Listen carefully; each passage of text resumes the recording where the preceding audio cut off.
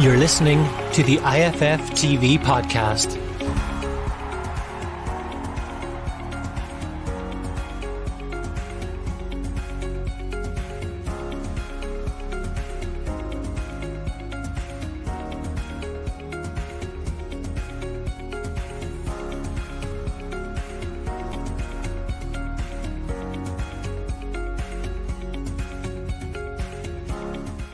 Hello, welcome to Irish Football Fan TV. This is our League of Ireland show, the Premier Division show. I'm joined by Gary Spain, who's freshly vaccinated as of yesterday. Gary, how are you? A bit of normality is beckoning, I would say.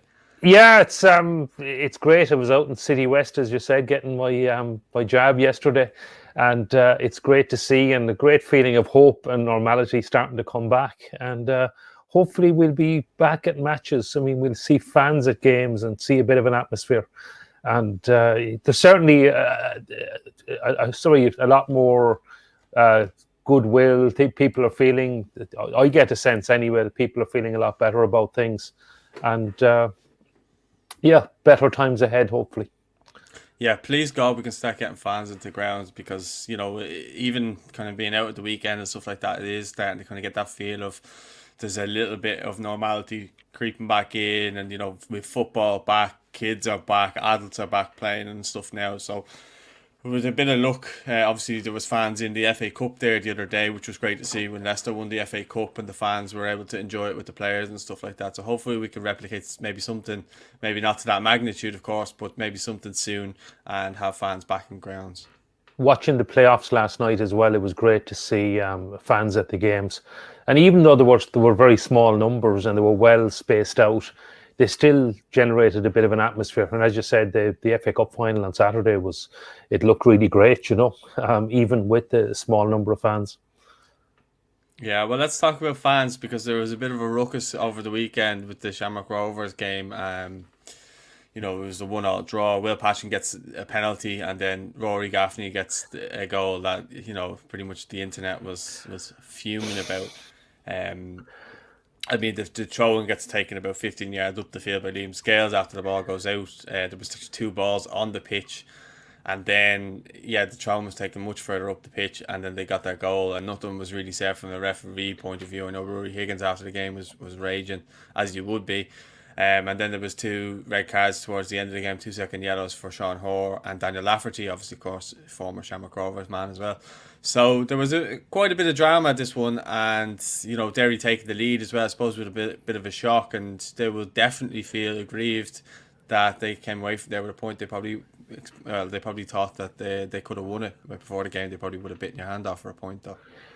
Yeah, I mean, it probably was a point was all they deserved. Although Rovers did not play well, it's probably a game Rovers will just take the point and move on. Although they would have expected 3 points at the start, given they fell behind again and given they came back again, I think Stephen Bradley would be delighted with the character of his team. And as you said, the controversial. I mean, the 2 red cards, both second yellows, both late enough in the game. The Derry penalty to take the lead again and dispatched by Will Patching. The big talking point was Rory Gaffney's goal. I've actually watched it now from the Watch LOI angle and also from a video. I think this was taken by a phone at the far side of the pitch. And yeah, I have some sympathy with Derry City. First of all, there is no doubt the throw-in was taken from the wrong place. You said 15 yards. I've seen everything from 20 to 35 yards being claimed. The video on the other side of the pitch does it by the advertising hoardings, which gives a good idea that it was significantly, I mean, the throw-in was close enough to the halfway line, and it was significantly further up the pitch. And as you said, there were 2 balls on the pitch at the time as well. Now, what I would say is although the laws of the game haven't changed on this, referees have got a lot more lax on throw-ins, free kicks being taken from the wrong place. Having said that, if there was VAR, I have no doubt the goal would have been chalked off. Still well taken by Rory Gaffney, and poor enough positioning by Nathan Gartside in the Derry goal as well. I thought he could have done better. I mean, Rory was coming in at a tight enough angle. But what do you say about Rovers? It's 33 games now unbeaten.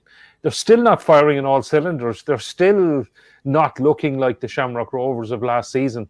But then what does it say when they're 6 points clear at the top? And it just looks ominous for the rest of the league. And I'm not even sure we're going to have a title race again this season.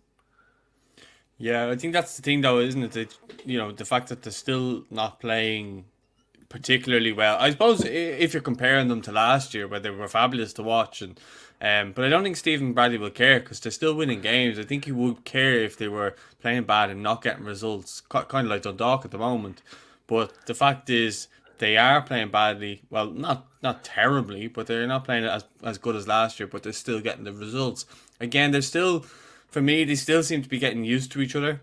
I think that's definitely the case. I mean, Sean Gannon still kind of looks a shadow of the player that he was at Dundalk, but he seems to be playing a much further up the field kind of position for Dundalk. He's like a right wing back, but when the Rovers are on the offensive, he's almost a right winger.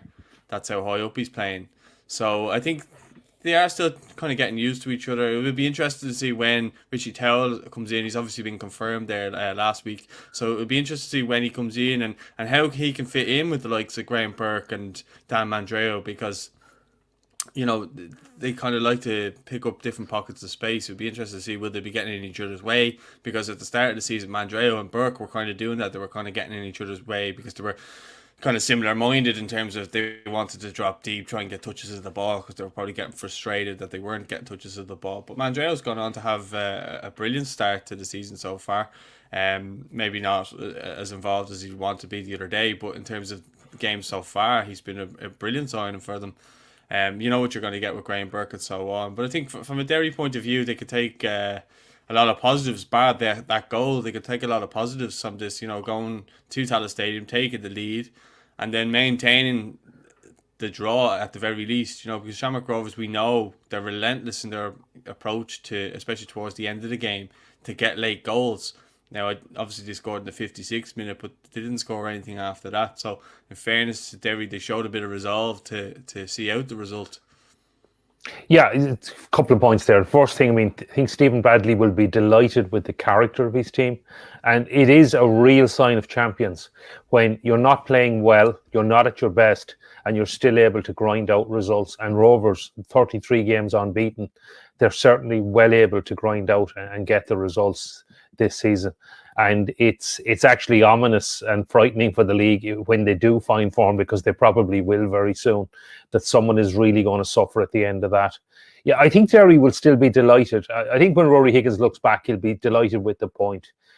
They're still third from bottom, but I think it's definitely a false position, and I think they will move comfortably away from the relegation zone. His away form has actually been superb since he's taken over. I mean, they've gone to Sligo and won, gone to Bohs and won, and now gone to Tallaght and taken a point as well. They obviously need to improve the home form. They're obviously disappointed with the defeat by Finn Harps, and even getting a 93rd minute equaliser against Longford won't be too good or too happy for Rory either. But I think Derry will comfortably move away from the relegation zone. I don't see them being in a relegation battle at all. And if he gets a couple of signings in July, they could well be still plenty of time for them to challenge for the European spots. Rovers, as I said, it's looking ominous. They're gone 6 points clear. They're still not firing at all cylinders. They've Richie Towell to come, as you say. I'm sure Stephen Bradley knows exactly what he wants him for. But when a player of his calibre becomes available, a club like Shamrock Rovers is definitely always going to be in the bidding and on the market. And I think he's a great signing for them. I'm not sure how it's going to work. I mean, you mentioned Danny Mandreo.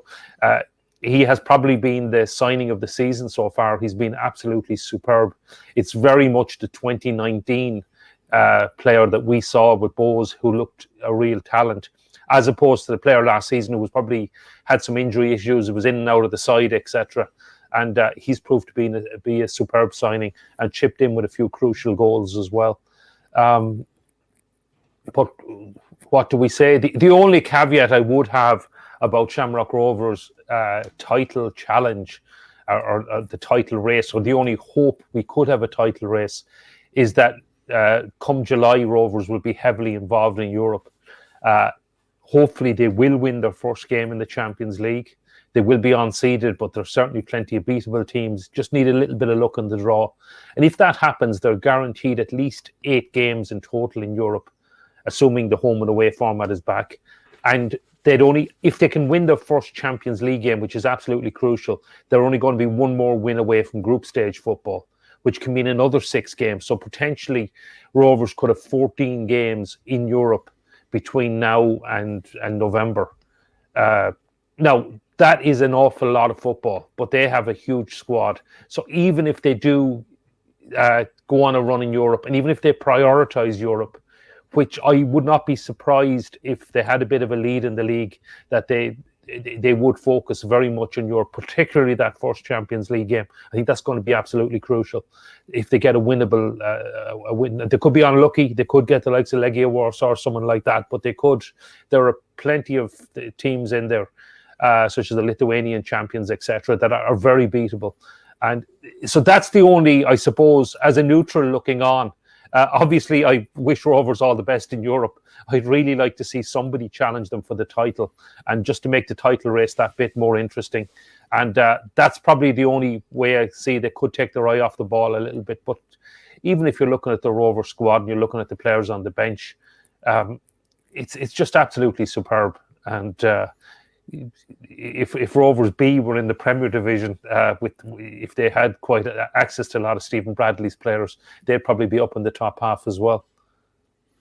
Yeah, no, I would have to agree with the majority of that. It will be interesting to see who they get drawn with and how they cope with that. But I think, again, they'll probably add, again, a few more faces as well as Richie Towell in the half-season break. I think they've been looking at Colin Whelan. I think you'd mentioned, or one of the lads mentioned, that he was at the UCD ball watching against Treaty, I think it was. It might have been you who said it to me. But, if you get someone like him in, again, he's another player who looks young and hungry and would kind of fit that mould of the Gary O'Neill or Neil Ferrugia, coming from UCD.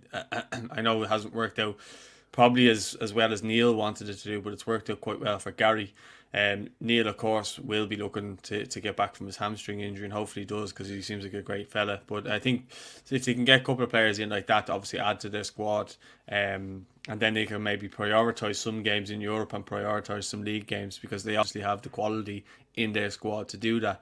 But it's going to be an interesting game against Dundalk on Friday, and hopefully I'm getting to go to that. I've applied for it, so hopefully I'll get a chance to see that up in Oriel Park. But moving on to a game not far from Oriel Park, heading to Game Park, and this was a game I was at, Drogheda against St. Pat's, a 3-1 win for Drogheda, and I have to say I was really impressed with Drogheda. And number one, the first thing I was impressed with was Dane Massey's unbelievable Messi-like free kick. I had a brilliant view of it. I had a brilliant view from behind. Myself and Kieran were at this game, and that's why he has the Drogheda mug there, as you can probably see. He bought me that a few years ago, but anyway, just by chance, I have it here beside me. But there you go. I had a great view of this goal though. Dane Massey, there was a bit of an argument of who was going to take it. I think Daniel O'Reilly and him were kind of arguing over who was going to take it, but Dane stepped up and took it, and once it left his foot, you could just see it, top bins. Brilliant free kick, absolutely brilliant. And then Mark Doyle in the 45th minute then with an absolute powerhouse of a strike. Again, another one I had a good view of. Going in 2-0 at the break for Drogheda, I was thinking, wow. And Pats never really turned up in this game. It kind of reminded me of the Pats from last season, which, in their credit, I hadn't seen up until now. So, maybe this is just a blip, or maybe the squad's maybe getting a little bit tired. But yeah, it was I suppose a disaster of results for Pats. They almost get back into it with Nahum Melvin Lambert's goal. There was a bit of pinball in the box from a corner, then he scored, and then literally as Pats were piling on all the pressure, James Brown absolutely motors up the pitch, gets himself into a good position, should probably score, but the defender makes an unbelievable block, and then Jordan Adeyemo is there and he makes no mistake and basically wins the game for Drogheda.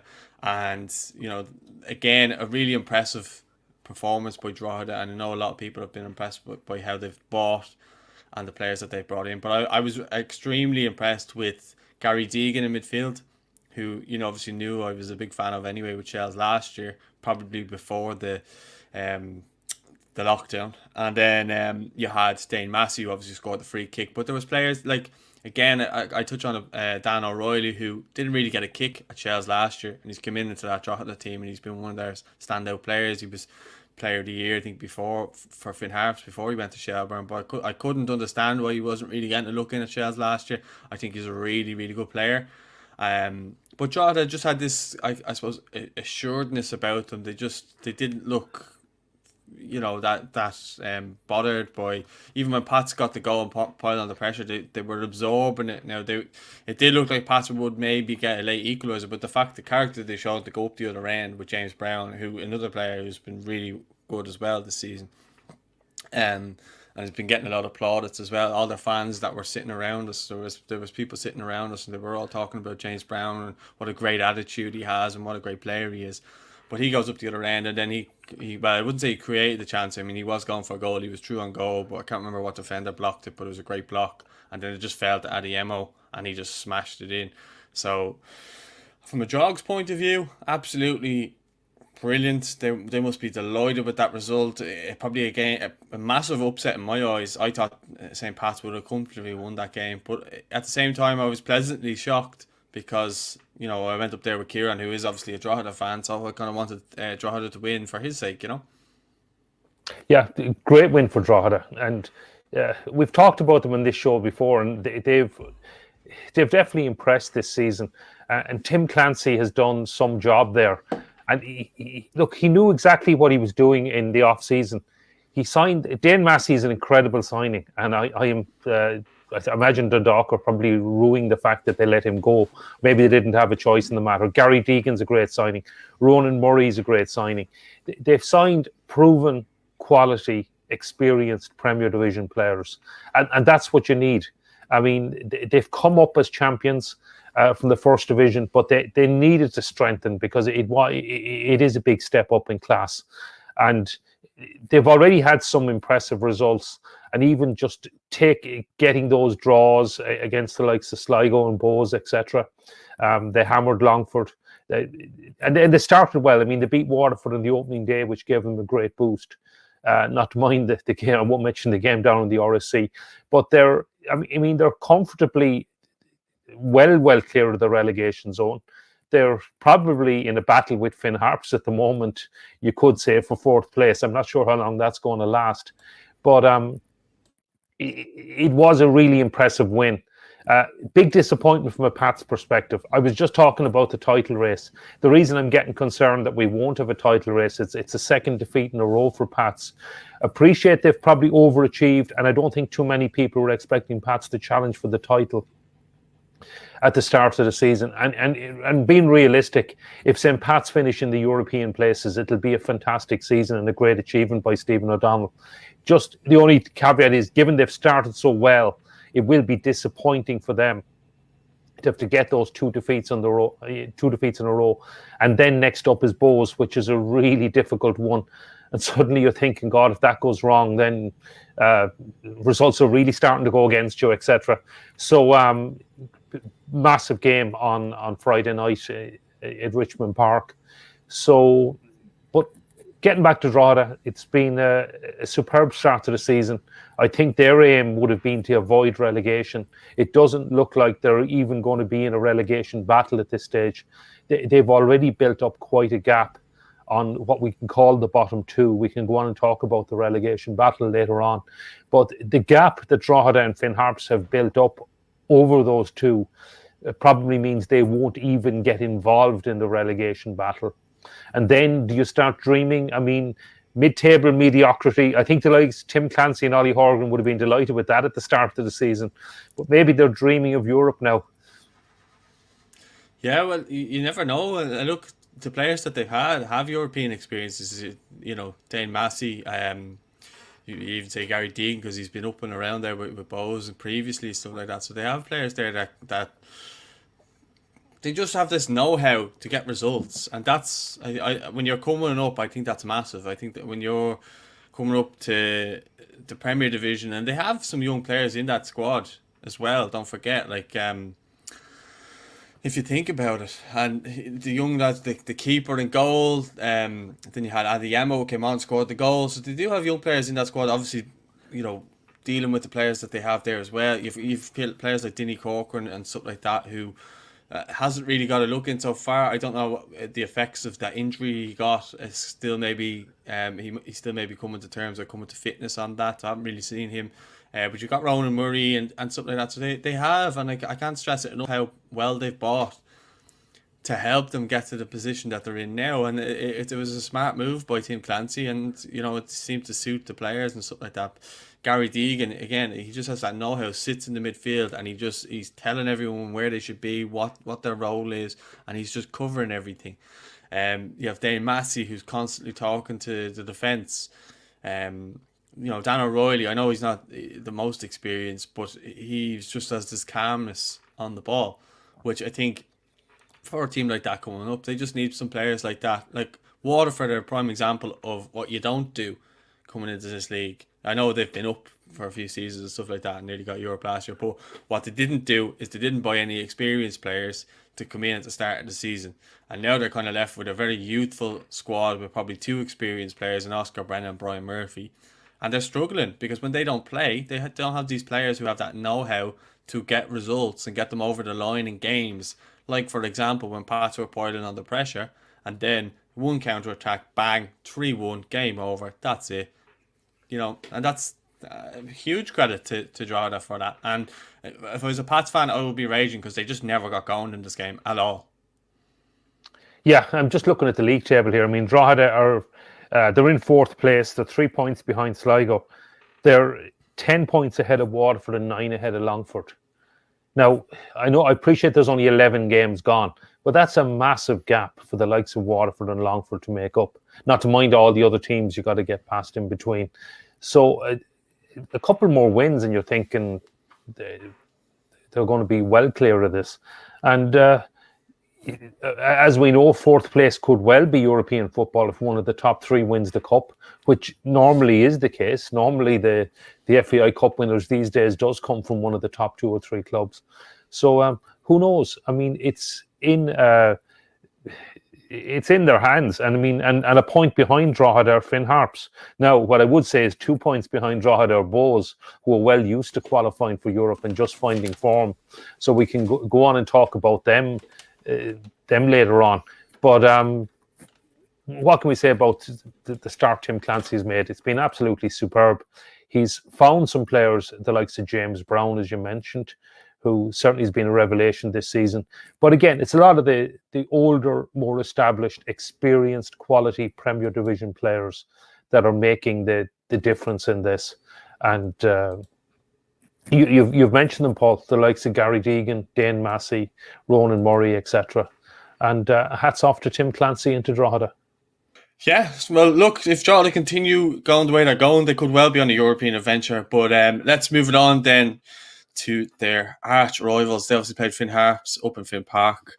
A 1-1 draw. Barry McNamee with the goal. What a goal it was, by the way. Lovely left-footed strike inside the box into the top corner and left the keeper there with absolutely no chance of saving it. It was unbelievable. And then Mid-Scogan gets the equaliser in the 49th minute to make it 1-1. But again, I mean, Dundalk are just not... Just for whatever reason, they just can't seem to get any sort of rhythm going. And these are games that you'd be expecting them to win. Maybe not this season, but definitely in years gone by, this would be an almost foregone conclusion that they would win this game. Now, that credit has to go to Finn Harps, who've obviously bounced back from the result against Bohs last week, where they were just not up to scratch at all. And they got a bit of a response, I suppose, taking the lead against Dundalk and then holding out for a draw. But what were your thoughts when you saw this game? Were you shocked, or at this stage does not really shock you with Dundalk anymore? Yeah, there's a few things on this. I suppose nothing does shock me on Dundalk anymore. This is a classic game of two halves. I mean, the first half, Finn Harps were absolutely superb. They got the goal, a brilliant goal from Barry McNamee, as you said. I was in the Markets Field well before the Treaty United game, And there was already a murmur around the stand, and people were saying, have a look at this. And people were watching the goal because there were highlights put up on Twitter by, I don't know, I can't remember if it was Finn Harps or the SSE Electricity League or whoever put them up. But the goal was actually put up on Twitter, and it's an amazing goal. If you haven't seen it, I'd recommend you watch it. Brilliant finish. Dundalk were lucky to only go in at half-time 1 down. Finn Harps could have been 2 or 3 up. They were totally dominant. They should have been out of sight. But as I said, the classic game of 2 halves. Dundalk came out in the second half, equalised, as you said, so quickly through Mitscogan. And after that, there was only going to be 1 winner, but Dundalk just couldn't get the winner. It's definitely, look, we've said this before, Dundalk need a manager, and they need a manager fast. They have, at worst, the second best squad in the league, and at worst, the second biggest budget in the league, and arguably probably the biggest. I mean, the players they have, the quality of players from all around the world, they're not coming cheap, and they are quality players, and they shouldn't be where they are in the league. They should be a lot further up. They should be getting better results, and as you said, they should be beating Finn Harps. So it has to be a concern. They need a manager in quickly, and well, what else can we say? But again, hats off to Ollie Horgan and Paul Hegarty, because they're doing an incredible job up there. We're talking about Drogheda being in 4th place. Finn Harps are a point behind them in 5th, and they've got arguably one of the smallest budgets in the Premier Division. They have a smaller budget than quite a few First Division sides. They're definitely punching above their weight, and they continue to punch above their weight. And as a Limerick man, I obviously have bad memories of playoffs against Harps and Limerick teams that had significantly bigger budgets and probably better players than Harps at the time, and unfortunately fell victim to Ollie Horgan as well. But I mean, even through gritted teeth, give them the full credit they deserve, because he is doing a superb job. And I know the Harps fans are delighted with the way, and they should be, with the way things are going up there. And rather than looking at the relegation battle, I think at worst you're looking at mid-table mediocrity for Finn Harps this season. And who knows, they could still challenge for a place in Europe. Yeah, I imagine how amazing it would be if they did get Europe. Now, watching them against Bohs last week, I just don't think that they will get Europe, because I think there are other teams that'll be thereabouts. I mean, you got to think of Sligo, Bohs. I think Dundalk, once they kind of get a manager sorted. I put it out on Twitter yesterday. I've been hearing rumours that it's Curtis Fleming's going to be coming in there, but that's neither confirmed or denied, so don't take that as gospel just yet. We'll see what happens there. But he has a good amount of experience. I was actually looking up his coaching experience and stuff like that. I mean, he's coaching with Middlesbrough, QPR, and then obviously over in India. I think he just finished up in India there, so I think that's why he's been touted as the next person to come in there. But again, we'll have to wait and see how that one goes and if it's true or not, because at the moment it's just a rumour. But I think once Dundalk kind of get moving up the league, I think they have to be targeting finishing in the top 3 or 4. But I just don't see Finn Harps getting the European places, and I don't want to be negative towards them. I think what they've achieved so far is brilliant, and I hope they finish as high up the league as possible for them. I just think Europe is maybe a stretch too far, but at the same time, I would be happily proven wrong if that was the case. As I said at the start when I started talking, how amazing it would be to see it. But I just think, because you mentioned obviously Dundalk squad and stuff like that, I think once they just get a run together and they start just getting that cohesion back, and maybe they might add some more players in the half-season break, then I think they'll be looking at kicking on again. So I think they've really been missing players like Pat Hooper. I know he was injured for a while. I'm not sure. I haven't seen him back in the squad yet, or if he has, I've been mistaken. So I actually haven't had a chance to kind of see how well they've been playing in games. You can only kind of go off match reports and stuff like that. So I'm hoping that obviously I can get into the game now on Friday against Shamrock Rovers at Oriel Park. And maybe this will be the game where they end Shamrock Rovers' unbeaten streak and then they go on a bit of a run themselves. You just never know in football. Yeah, no, I'll tell you, it must also stick in Dundalk's craw watching Rovers as champions on a 33-match unbeaten run, and I'm sure they're absolutely waiting for Friday night, and they would absolutely love to end the Rovers' unbeaten streak. And I agree with you. The minimum target for Dundalk now must be to qualify for European football. But the way they're playing and the way the league table looks, things are going to need to turn around. They're going to need to turn around quickly. Now, you're looking at this weekend's games. They have Shamrock Rovers at home on Friday night. They're away to Bohs on Monday. If they were to get a couple of wins there, suddenly things would be totally transformed. But I've just got a bit of a concern that it's dragged on this long without a manager. And maybe there's something in the background. Maybe it is Curtis Fleming. I don't know, Paul. But it just doesn't all go well that they're still looking for a manager. And I think they need one pretty soon, because if things were to go wrong for them this weekend, I mean, they could probably find themselves in the bottom three on Friday night, because I would expect Derry to go to the RSC and beat Waterford. And suddenly Dundalk are going to become the target for the bottom two. Now, that sounds absolutely ridiculous, but they could end up looking over their shoulder. But, well, time will tell. Just I didn't want to interrupt you there, but do you think it's the chairman that people are just kind of going, oh, well, look what they did with Vinnie Perth, look what they did with Shane Keegan and Filippo. Do I really need that kind of hassle? Fair enough, if they have a pro license or whatever, they could go straight in. But I think with this Bill Holsizer guy, it doesn't seem like anyone wants to work under him. I don't know if it's that, Paul. Look, Dundalk is a fantastic opportunity for any manager. There is a superb squad of players there. They have European football coming up in July, and they're also seeded, so they could well get through a couple of rounds of this new Europa Conference League. I think there'll be lots of managers just chomping at the bit for it. I mean, it's Jim Magilton is in there as the sporting director, and I think he's the person tasked with finding the manager. And I know certainly, if you follow the reports, they've spoken to quite a few people. I know David Healy was tipped by some journalists in Dundalk who seem to be in the know.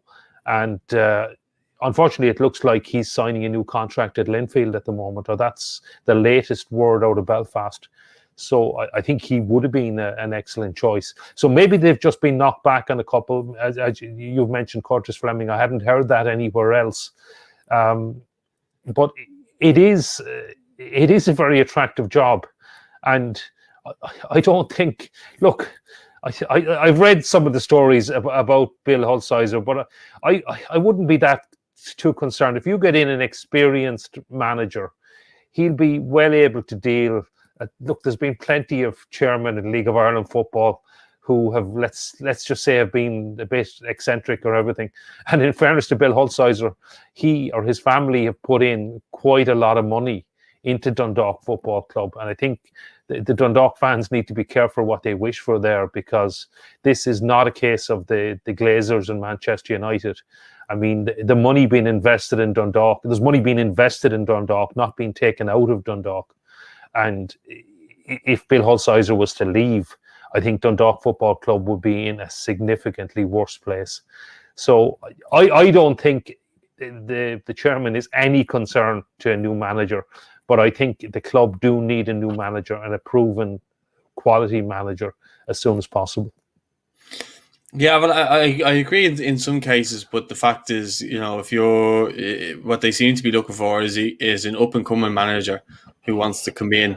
And I suppose if you're gonna go there as maybe your first big job in football, now I know Curtis Fleming's works around or whatever, so if it is him, he might not be that bothered. But if it's an up and coming manager is trying to make his way in the game, and he goes there and he's not allowed to have a say on certain things, and then it goes disastrously bad, then he's tarnished himself and he might not get another job again. That's the only problem I would have.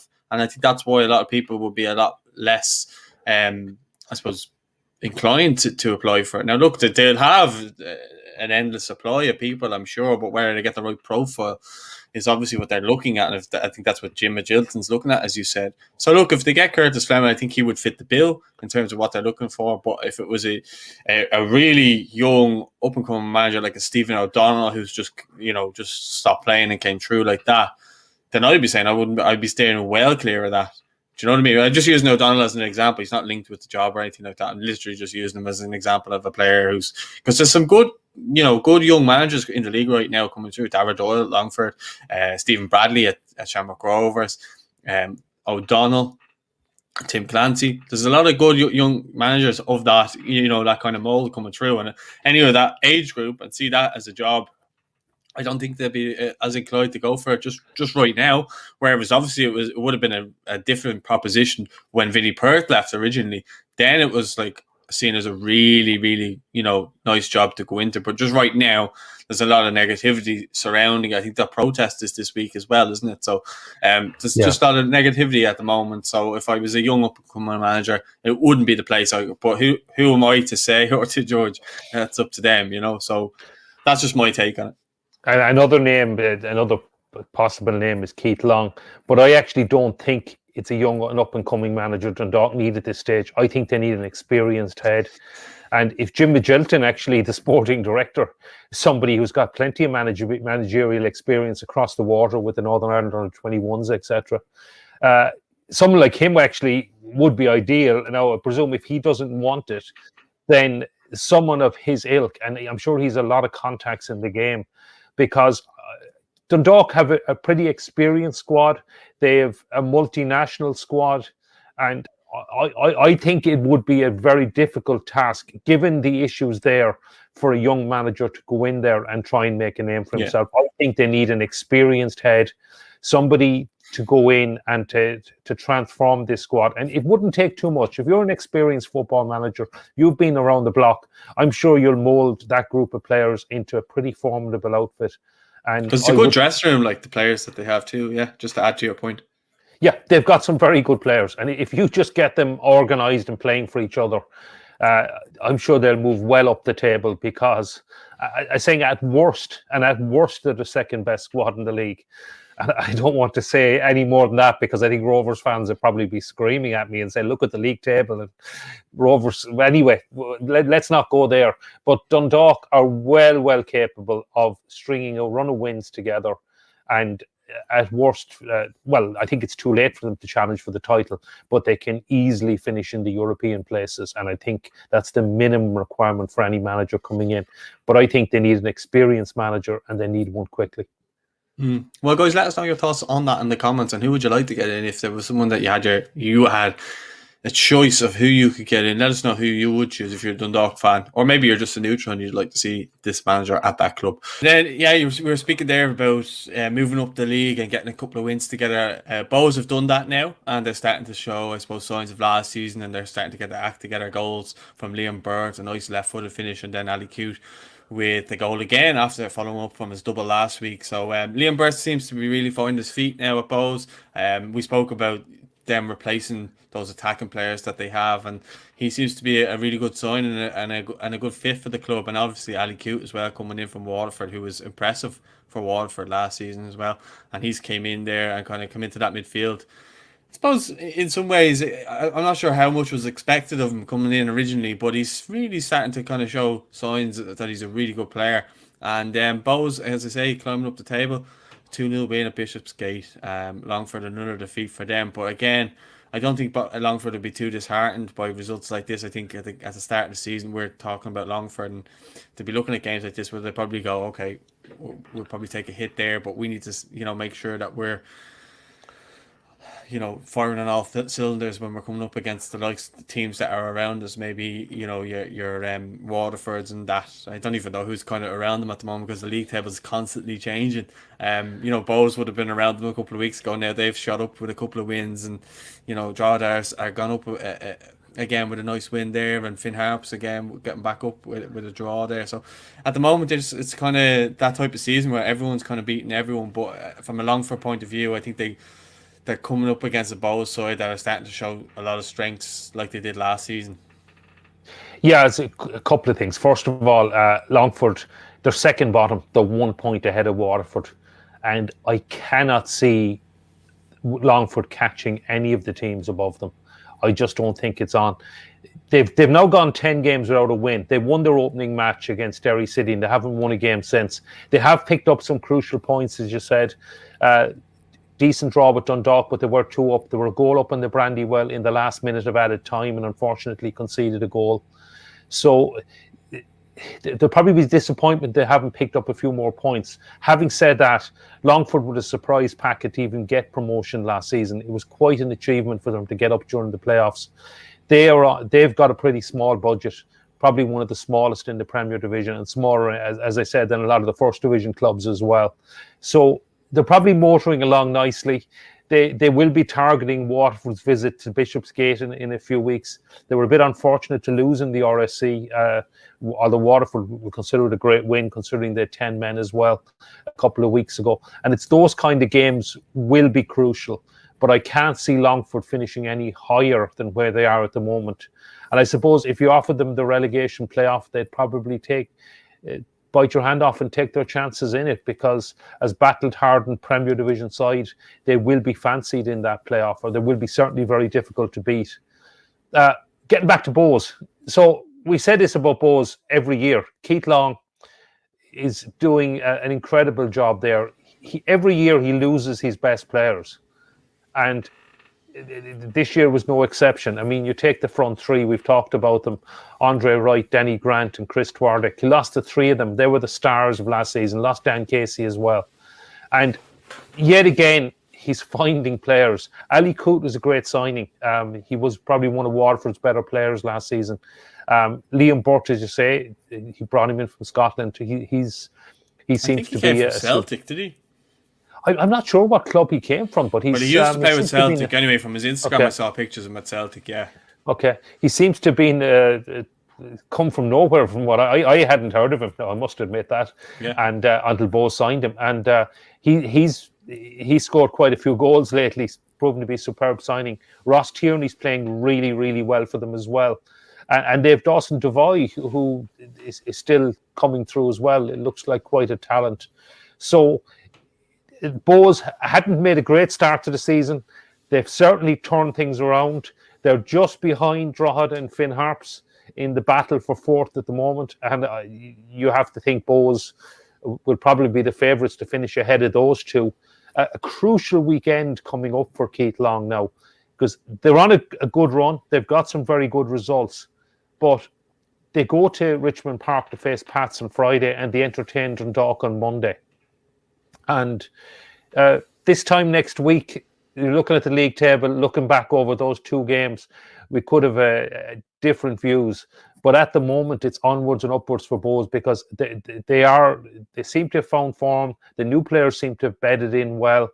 And look, I said this a couple of weeks ago when we were talking about Bohs, and said Keith Long needed time.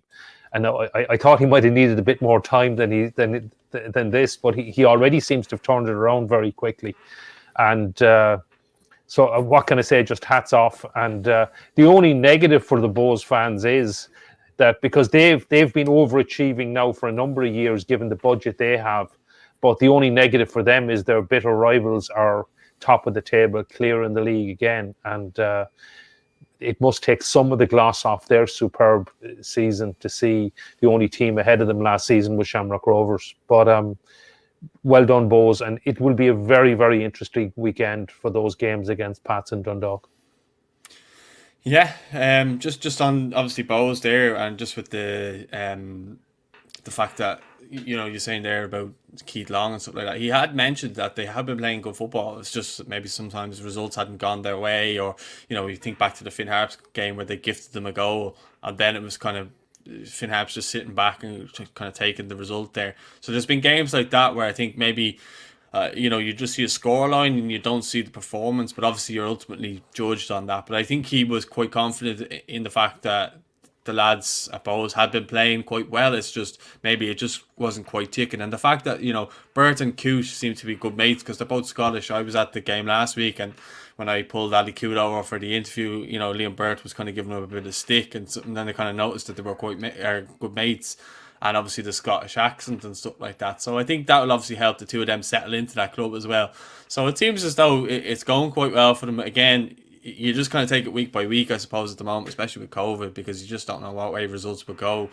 But definitely, I think Bohs Bohs will take this. Longford, on the other hand, I think they're just going to keep going and keep trying to keep the confidence and morale high within the squad, because it's going to be a long season either way, I think, for them. But just kind of lastly, obviously, the game against Waterford and Sligo was postponed due to the COVID stuff. But just want to, obviously, the game wasn't played, but this morning, Sligo have announced new plans for a stadium. So I have an article up here from RTE. I'm just going to read it out for anyone who may not know. And we might speak about that before we finish up. So Sligo Rovers have laid out plans to redevelop their existing stadium at the showgrounds, as well as building a new academy complex in Sligo in an estimated €17.3 million project. The Bit of Red, who are set to go second in the SSE Electricity League Premier Division this week, have published a 54-page document detailing their vision of turning their home into a 6,000-seater stadium. The FAI have described the plan as visionary and offered unanimous support to Sligo. The club are also set to open up the stadium to other sports after a provisional agreement with Sligo Rugby Club to use the stadium for major matches and an invitation to host provincial games. As a result, the new extendable hybrid pitch would be installed in the ground, consisting of 95% grass. The club are actively seeking land within the Sligo area for the development of an academy base containing 3 pitches outside of the showgrounds. Preliminary discussions have taken place with Sligo County Council, and they have endorsed the plan. Sligo Rovers chairman Tommy Higgins said, "Today we present a vision that has been created not just over the last year, but through the growth and enhancement of the club in its modern existence. We see unlimited potential in Sligo Rovers Football Club. Today the football represents a beacon and focal point of the community, something we have worked tirelessly to achieve. We also have a youth setup which is developing countless footballers going on to play Senior League of Ireland each year while still being in its infancy. Prior to COVID-19, we had 11 players representing Ireland at underage level during one calendar year, and our desire is to invest further in the area. In the future, we want to develop a facility that can raise standards even further across the board. That is by improving football players through investment in coaching, teams and the experience of the supporter to enhance our attendance figures. As a community club, we also seek to bring further benefits to our local economy and provide the opportunity to young boys aspiring to become the next Seamus Coleman to live out their dream. And for girls who need more front of house women wearing the Bit of Red Sligo Rovers as soon as possible." And then there's just a bit more from kind of Jonathan Hill just kind of endorsing it and stuff like that. But that's the gist of it. Yeah, it's great news, and it's great to see. Look, Sligo Rovers are a fantastic club, very much a community club. And if you go to Sligo, it's a real football town. And football seems to be the only sport played in the town. And Rovers, and it's very much Rovers as well. It's not Man United or Liverpool or anything like that. And it is a great place to go. It's a fantastic place to go to visit as an away fan as well. And I really hope these plans do come to fruition. They have fantastic support in the town. And I know every door in Sligo gets knocked every year to support Rovers. And I'd love to see it happen, because they do develop some fantastic players. They have fantastic support. They have brilliant volunteerism in the town. And it's great to hear of plans like this. And it might be a bit optimistic. I think they're hoping to do it in the next 6 years. But I really hope it comes to fruition. A 6,000 capacity stadium in Sligo would be fantastic. But just all those academies and bringing forward the boys and girls of the future to play not just for Sligo Rovers but to play for the Republic of Ireland as well would be great to see. So best of luck, and they're a fantastic club, and look, long may they continue to succeed in the Northwest. Yeah, you'd wonder if maybe their deal with Everton had something to do with it as well. You'd never know. That could be something that helped them out as well. So, look, I think it's exciting times for Sligo. I like Sligo as a club, and as you mentioned there, Seamus Coleman, who has a huge place in my heart. So, definitely seeing players coming from there and growing up to be someone like him. I mean, what a person that you want to kind of emulate. What a pro. What a guy. you know, everything about Seamus Coleman, he sets the standard in terms of role models. I mean, if you're a parent and you wanted your kid to be anyone growing up as a footballer, I mean, Seamus Coleman is someone who you would aspire to be, just the way he carries himself, his professionalism, his just everything about him. And I suppose maybe he was set those values at Sligo to then go on, because he's still quite a humble man, even though, like, I wouldn't say he's gone on to win trophies and stuff like that, but he has reached quite a high level in the game to still maintain the kind of standards in which he keeps himself, you know. So I think this is exciting times for Sligo. And yeah, I think more clubs need to invest in facilities as well and around the league as well. I would like to see it at other clubs too. And then we have a kind of, I know the football is starting to improve because we're starting to make it more of a development league. So it'd be nice to see the standard of facilities match the kind of standard of players, I would say. Yeah, I mean, no, actually, the facilities in Sligo are pretty good as it is. I mean, in the league as a whole, though. Yeah, but in the league as a whole, it would certainly be nice to see the spectator facilities and the training facilities and the academy facilities for the clubs certainly improve. But yeah, look, let's hope these plans come to fruition, because it would be great to see. And as you say, Paul, let's hope to see them around the country as well. Yeah, just to touch on Waterford, they've obviously had an ongoing COVID case, or a couple of COVID cases, and I don't know if we touched on it last week. Mark Bertrams came in as their new manager. I think he just got out of quarantine yesterday or the day before, and he put up a couple of pictures of being around the training ground and so on. So I think he'll be eager to get in, meet the squad, and then, you know, they can get back to playing games again without having a COVID riddled squad. And that's kind of hampered the last two games. Obviously, we know they got hammered by Drogheda, and the game was just postponed there. So hopefully that will get sorted. Have you anything to add on Waterford just before we wrap it up? No, I suppose just to say he's got a tough job in his hands. They're bottom of the league, and best of luck to him. It's sad to see there was only one Munster team in the Premier Division, and unfortunately they're propping up the division. And I hope Waterford do turn it around. It will be difficult for them, and well, just hopefully they can put COVID and the COVID case behind them and get things right. They have Derry City visiting the RSC on Friday night, and that's going to be a really tough game for them. But they could really do with getting the result. And they have beaten Derry earlier on the season, so we'll be interested to see that game. I think that's a bit of a 6-pointer there. I forgot Derry when I was talking about teams earlier on, when I was talking about Longford and teams around them. Derry will probably be there right now. So yeah, it's going to be an interesting week this week, I think. Let us know your thoughts anyway in the comments. We're going to wrap it up there. Huge thanks to Gary for joining us. And yeah, don't forget to like the video. Don't forget to subscribe. I know we got to 10,000 subscribers, so you are all amazing. Thank you very much for that. Yeah, we'll speak to you all soon. Leave your thoughts in the comments and take care. God bless.